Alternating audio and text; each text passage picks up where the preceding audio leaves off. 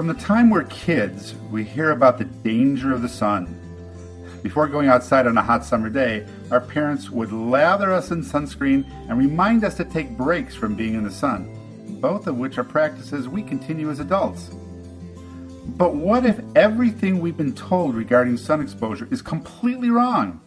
Welcome to Derm Consult on ReachMD.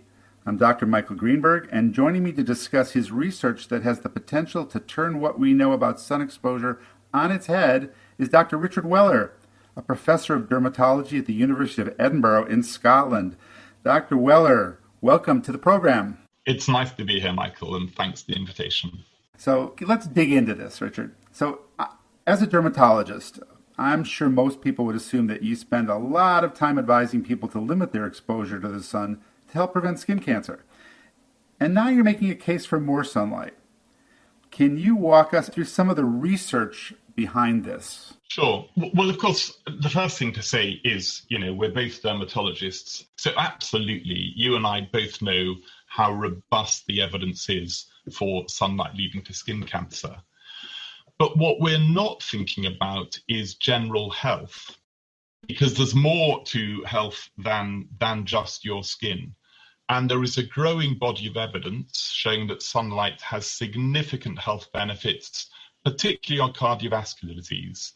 And that's something that we've really not been thinking about as dermatologists. Absolutely not. As a dermatologist, I really don't give any thought about that. The message that I've been taught is just stay out of the sun like it's poison. Yeah, what some of my research has done is I've been looking at the mechanisms by which sunlight might produce cardiovascular benefits. Now, at the beginning of this, I was a good boy in dermatological terms, and I, like all of my colleagues, did as I was taught and preached against sunlight and its risks. But in the course of my research, I was looking at this substance called nitric oxide, NO, and I started researching this about 20 years ago, really at the height of the excitement around NO. And I showed that the skin has large stores of nitrogen oxide. And at that time, I was trying to work out what it was doing, imagining it was related to keratinocyte skin cell behavior and skin cancer. But in a series of experiments, really over the last 10 years, we've shown that sunlight releases nitric oxide from the stores in the skin where it dilates blood vessels and lowers blood pressure.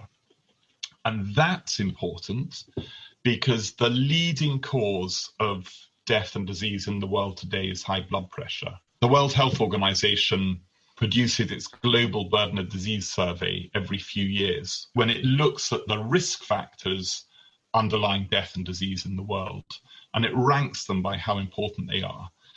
And high blood pressure has overtaken smoking as the leading cause of death and disease in the world. It accounts for about 18% of all deaths worldwide.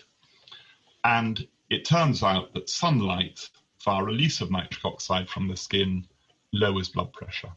That's really interesting. So we're talking here about benefits of sunlight, and we're talking about vitamin D, am I correct? No, we're not. And that, of course, is where the story becomes really quite conflated. If you measure people's vitamin D levels, people with measured high vitamin D levels are healthier in just about every way you can imagine. They live longer, they get less heart disease, they get less strokes, they get less diabetes, they get less bone fractures, they get less cancers. It goes on and on. The problem is when you give people vitamin D supplements, what it's proven to benefit is things like bone health. It prevents hip fractures in elderly people. It may prevent some cancers, but all of the cardiovascular disease and the metabolic disease are completely unaffected by vitamin D. And there have been something like 250,000 people now in trials of oral vitamin D supplementation. And the meta-analyses have been published, and beyond a shadow of doubt, vitamin D plays no part in heart disease or blood pressure or stroke. And the Mendelian randomization studies, where you go and look at people who have been born with a variant in one of the genes affecting the vitamin D pathway, so they have less vitamin D effects. Those genetic studies also confirm that vitamin D has no part in heart disease, even though when you measure blood levels of vitamin D, people with high levels of vitamin D are less likely to have high blood pressure, heart attacks, strokes. So it's a marker for something, but it's not the vitamin D. And that's a really important point to make. So with all of that being said, it seems to be a Goldilocks situation here, that too much and too little sunlight can be equally bad. So how do we figure out the right amount? Yeah, well, the problem is, of course, we've never looked. In 1928 was the first paper. An Edinburgh graduate called George Trevelyan published in The Lancet in 1928, the first paper showing definitely the UV induces skin cancer. He was using mouse models. So we've known for knocking on 100 years that sunlight causes skin cancer, which of course it does. But we haven't spent any time looking at the health benefits of sunshine. We have solely focused on the adverse effects. Now, a few of us around the world are starting to try and correct this. In particular, I would mention my colleague Pelle Lindqvist in Sweden at the Karolinska. He started a study in 1990 called the Melanoma in Southern Sweden study. So he took 30,000 Swedish women and he asked them 4 questions about sunlight exposure. Do you sunbathe in summer? Do you sunbathe in winter? Do you go on foreign holidays, or do you use tanning lamps? Now, of course, there's lots of things associated with that, lots of confounders, but he corrected for all those confounders. They went back 25 years later to look at these women to find how much melanoma they'd got. And I might say the more sunlight, the more melanoma. But the key thing was they looked at those who had died and those who hadn't. And they found dose dependently, the more sunlight you had, the less likely you were to be dead after 25 years. And those that had most sunlight, after correcting for all of those confounders, were half as likely to be dead as those who had the least sunlight. So that's really the first big prospective epidemiological study looking at the effects of UV, not just on skin cancer. Yes, there was more skin cancer with more sunlight, but actually on death from any cause. And that moves in the opposite way to skin cancer. And the effects were striking. For those of you just joining us, this is Derm Consult on ReachMD. I'm Dr. Michael Greenberg, and today I'm speaking with dermatologist Dr. Richard Weller, who's sharing some surprising research on the benefits of sunlight. Richard, I'm going to change tact here a little bit, okay? Because you've given us lots of great information and a really great breakdown of the research. But I'm going to play devil's advocate because that's fun. We know that skin cancer is attributed to sun exposure, and over here in the States, we have tremendous programs from the American Academy of Derm on stay out of the sun, use sunscreen. So I'm sure you're getting objections. How do you respond to those, as a medical heretic here? Sure, sunlight is a risk factor for skin cancer, but we have to think just beyond skin cancer. Now, there's a few things that I think we are not taking enough account of here. So the first one, of course, is skin color. Interesting, going back to that work by Pelle Lindqvist, the palest of the pale are redheads.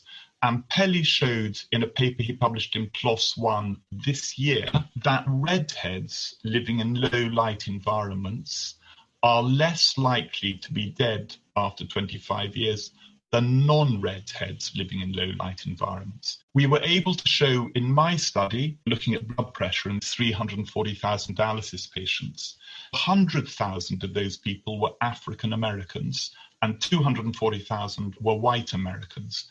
The fall in blood pressure for a rise in ultraviolet was much less marked in black than white Americans. So if you have a dark skin color, you need more UV to get the same benefits. And if you've got pale skin, red hair in particular, you are particularly given a survival advantage in low light environments.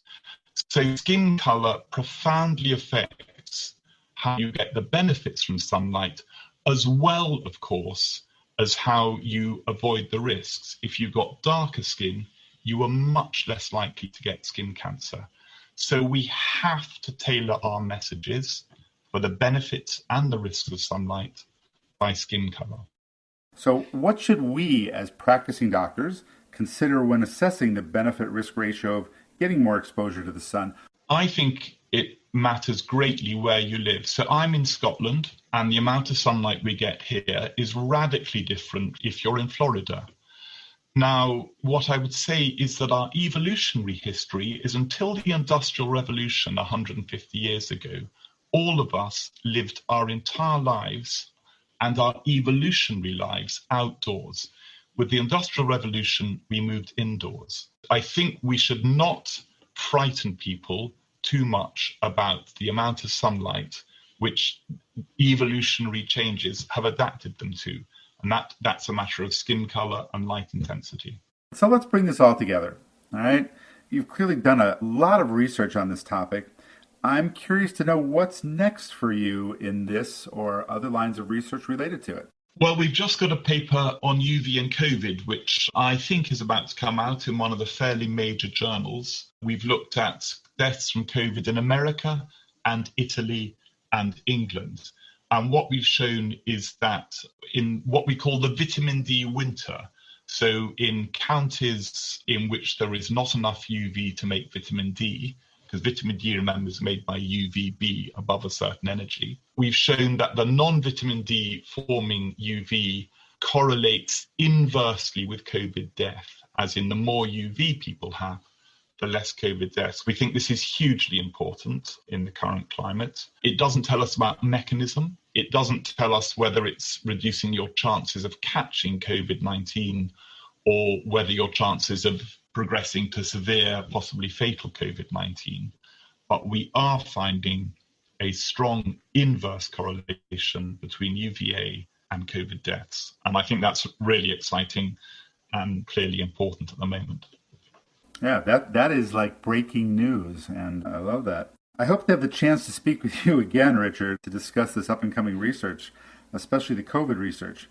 But that brings us to the end of our program, and I want to thank you for sharing your findings and for encouraging us all to soak up the sun a bit more. I promise to do it this afternoon. It was great speaking with you today, Richard. And a pleasure to be on the show, Michael, so thanks for the invitation. And for ReachMD, I'm Dr. Michael Greenberg. To access this episode and others from Derm Consult, visit reachmd.com/derm-consult, where you can be part of the knowledge. Thank you for listening.